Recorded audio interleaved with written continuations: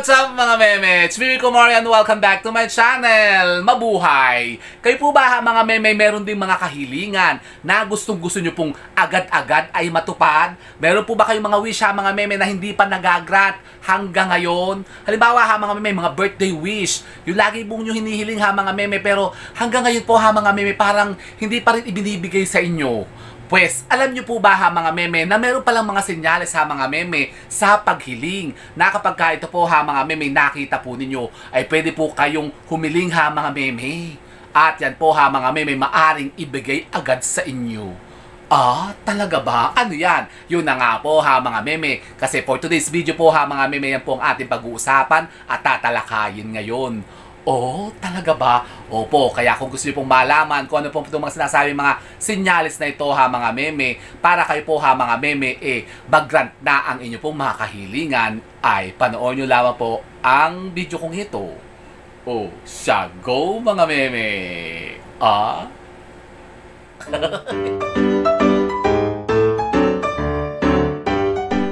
Oh, so yun na nga po mga meme, sa mapagpalang araw po sa inyong lahat. At ayun na nga po mga meme, ngayong araw pong ito mga meme, pag-uusapan lang po natin ang tungkol sa kahilingan. Oh, talaga ba? Opo mga meme. Kayo po ba mga meme naniniwala din po sa mga wishes? Na kapag daw ito po mga meme, hiniling nyo po ng taos puso mga meme, ay talagang ito'y ipagkakaloob sa inyo. Oo, opo mga meme, merong gano'n. Kasi di ba nga sabi nga po mga meme, kapag tayo po'y nagbe-birthday o tuwing kaarawan po natin, tayo daw po mga meme, iginagrant po ng 3 kahilingan.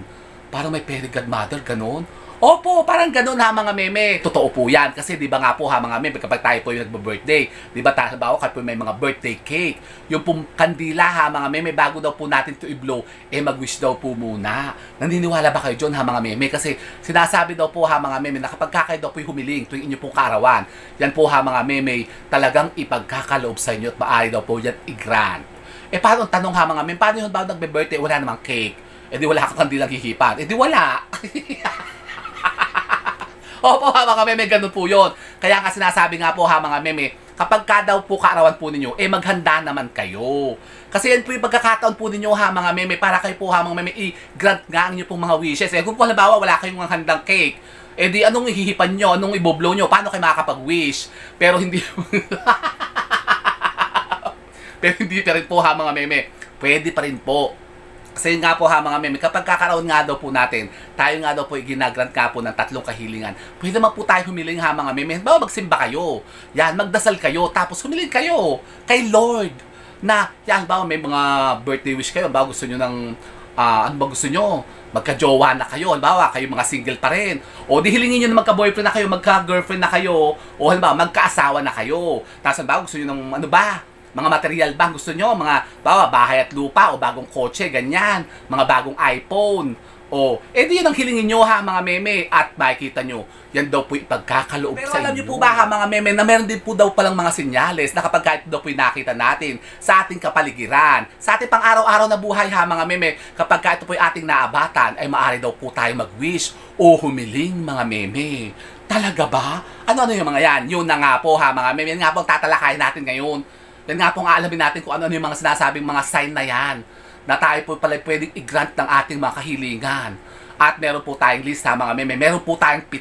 At meron po tayong 7 mga meme na senyales o sign na kapag ito po mga meme nakita po ninyo, ay pwede daw po kayong humiling agad-agad at instant din po agad ang kanyang resulta o ang pag-grant niya. Talaga ba? Opo mga meme, huwag na kayo magpatalaga-talaga ba dyan? Totoo yan. Totoo yan mga meme. So ano naman yung mga yan? Yun na nga po mga meme, ang ating number 1. 7 po ito mga meme. Isa-isend po natin siya. Ang number 1 daw po mga meme ay ang bahaghari. Yan. Alam niyo po ba mga meme na kapag kayo pinakakita ng rainbow o bahaghari, kayo daw po mga meme, pwede pong humiling. At ang dapat nyo daw pong gawin mga meme kapag kayo pinakakita ng rainbow o bahaghari, tingnan nyo daw po mga meme yung pinakadulo po ng rainbow mula po sa kaliwa hanggang sa kanan ha mga meme, sa kabilang dulo. At habang tinitingnan nyo po yung ganyan ha mga meme, kayo po'y humiling. Yan. Halimbawa, ano bang mga kahilingan na gusto nyong matupad? Halimbawa, kung kayo naghahanap ng trabaho. Yan, humiling na kayo ha mga meme, pero dapat daw po kapag kayo daw po'y hihiling, huwag na kayong gagamit ng sana. Kumbaga, i-claim na natin po yan ha mga meme, pagganahin natin yung ating law of attraction. Kumbaga, para talagang siya'y matupad agad-agad. Yan, halimbawa, kailangan nyo ng pera. Pagkalooban mo ako ng maraming pera, o halimbawa, gusto nyo ng gadget, bagong iPhone, o pagkalooban mo ako ng bagong iPhone, bigyan mo ako, ganun.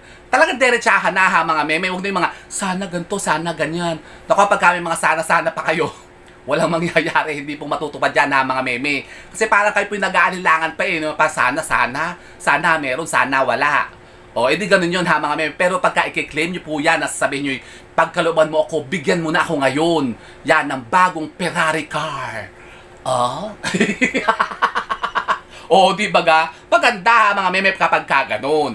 Yan, kaya gawin niyo po yan ha mga meme. Pero, meron pong sinasabi na bawal gawin kapag kayo pinakakita daw po ng rainbow. Huwag niyo po yung ituturo, yung duduruin yung ganyan ha mga meme, tuturo po ninyo. Nako, mahalas po yan ha mga meme kapag tinuturo nyo naman daw po ang rainbow. Opo ha mga meme, subukan nyo po yan. Kayo po yung humiling ha mga meme kapag kayo po yung nakakita ng rainbow. Kasi talagang napakaswerte po yan ha mga meme. Kasi di ba may kasabihan nga po, at every end of the rainbow, there's a pot of gold. Oh, talaga ba? Opo ha mga meme, totoo po yan. So yan po ha mga meme ang ating number 1, ang rainbow. At pangalawa naman po ha mga meme ay ang bulalakaw o ang wishing star. Opo ha mga meme, kapag kagabi po ha mga meme, kapag kayo po yung nag-stargazing baga, di ba? Sabi tayo nga mag-stargazing tayo para tayo makapag-wish. Totoo po yan ha mga meme, kasi bihirang-bihira lang pong nangyayari yan.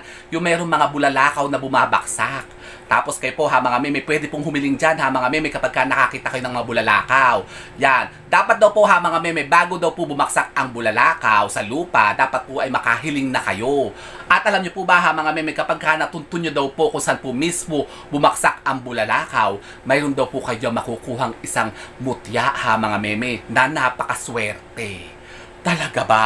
Opo ha mga meme, kaya abatan nyo yan kapag kayo po nakakita ng mga wishing star o bulalakaw. Mag-wish po kayo dyan. At ang atin naman po pangatlo ha mga meme ay ang mga pilik mata. Pilik mata? Opo, yung eyelashes, yung dito. Opo ha mga meme, kapag daw po kayo nakakita halimbawa ng mga pilik mata dyan sa mga pisik po ninyo, sa leeg po ninyo, sa balikat po ninyo ha mga meme, kunin nyo daw po agad dyan ha mga meme. Tapos kayo daw po ha mga meme humiling. At pagkatapos ha mga meme, yan daw po hipan po ninyo. Ganon. At makikita nyo, yung wish po ninyo ay igagrant agad dyan sa inyo.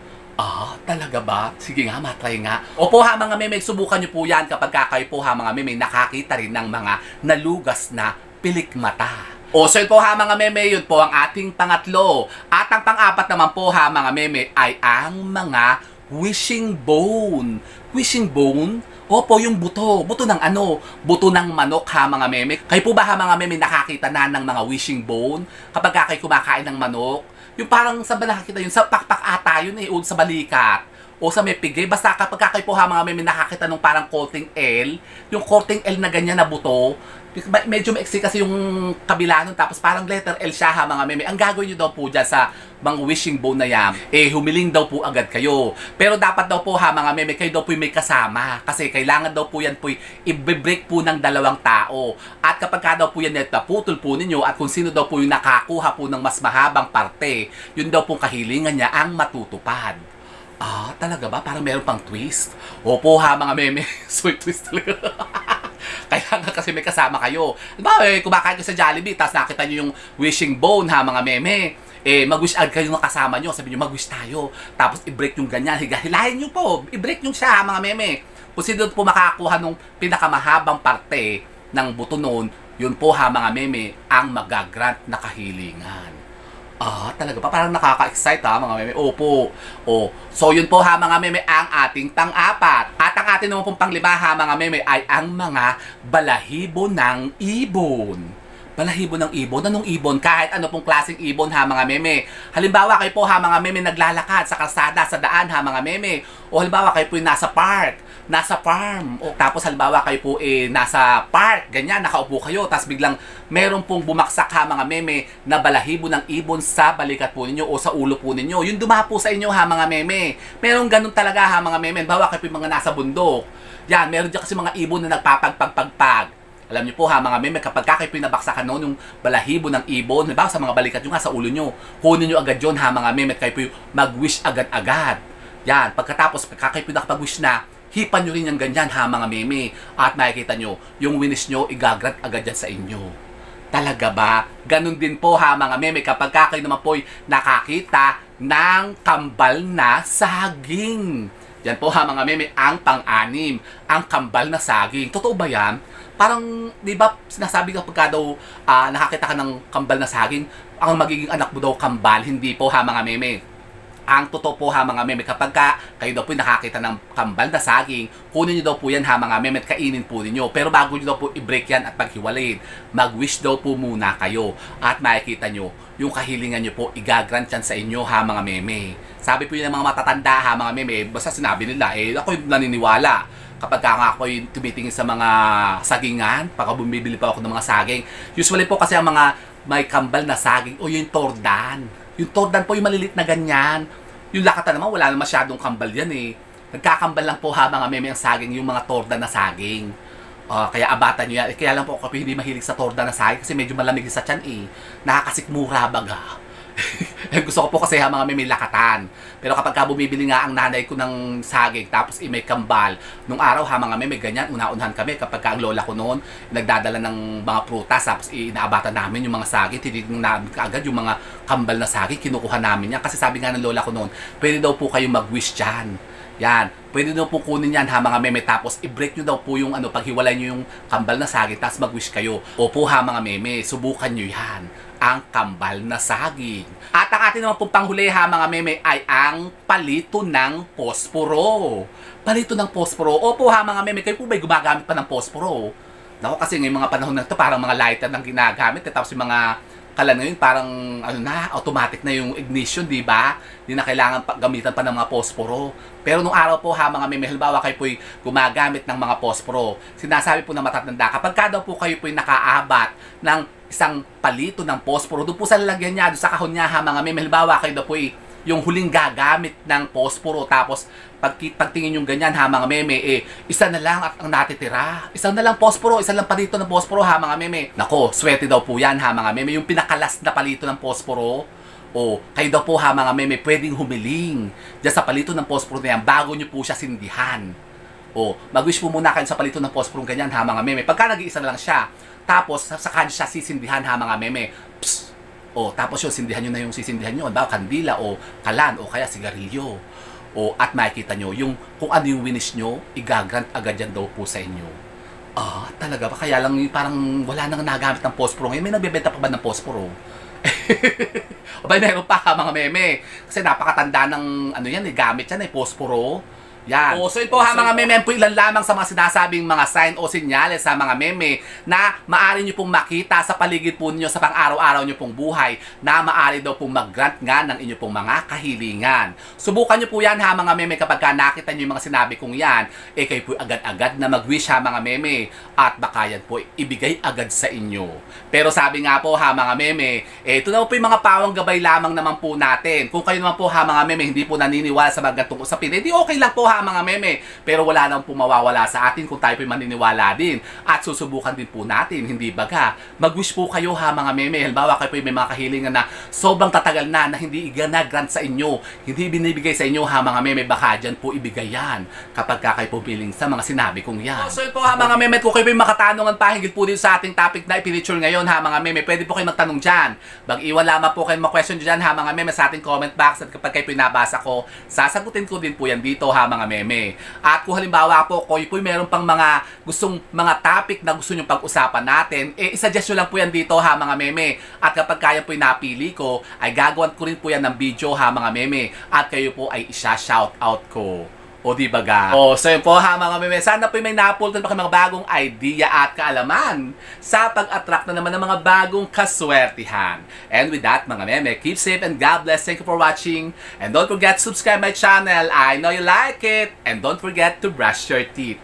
Bye mga meme. O, ano? Fresh pa ba kayo? Ako fresh pa ako. Tingnan nyo. O, kayo, ewan ko sa inyo. Ah?